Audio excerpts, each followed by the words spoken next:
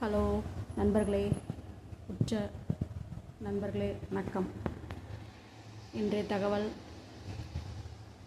மரங்கள், உயிர் உள்ள ஜீவன்கள். மரங்களுக்கும் செடிகளுக்கும் உயிர் உண்டு. நாம் எப்படி அதை பேசுகிறோமோ அதை அப்படியே ரியாக்ஷன் பண்ணோம். உயிர்களை காக்கும் ஜீவன்கள்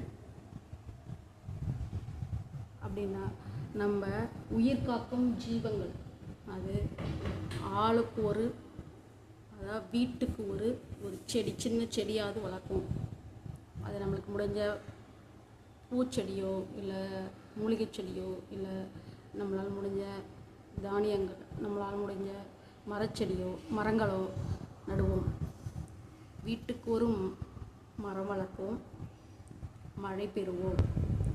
அதாவது இப்படி பார்த்திங்களா, இதே மாதிரி தான் நம்மளோட ஆறறிவு மனிதர்களோட பரிமாணமும் ஓரறிவு ஜீவன்கள்லேருந்து ஆறறிவு உள்ள மனிதர்களோட ஓரறிவு ஜீவன்கள்.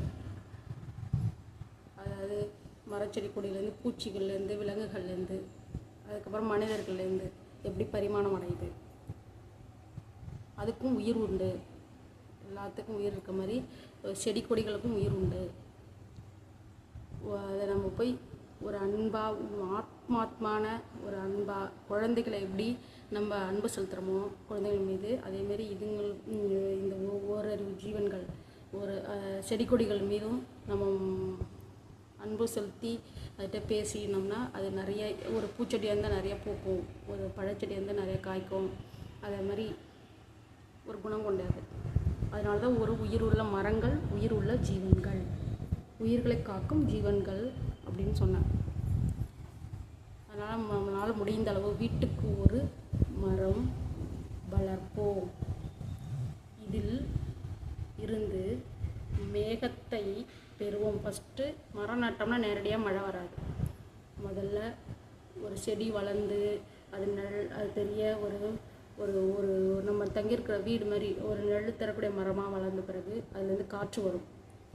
காற்று வீச வீச வீச தான், காற்று எந்த அளவுக்கு அதிகமாக வருதோ, இப்போ நம்ம ஒரு வீட்டில் நம்ம ஒரு மரம் வளர்த்துருக்கோம். அது மாதிரி எவ்வளோ லட்சக்கணக்கான கோடிக்கணக்கான நபர்கள் இருக்காங்க. அவங்க ஒவ்வொரு வீட்லேயும் ஒவ்வொரு மரங்கள் வளர்க்கும் போது எல்லாம் சேர்ந்து அது காற்றாக மாறி அந்த காற்றுலேருந்து வரதான் மேகம், மேகத்துலேருந்து வரதான் மழை. அது கருமேகமாக சூழ்ந்து அது மழையாக நம்மளுக்கு மழை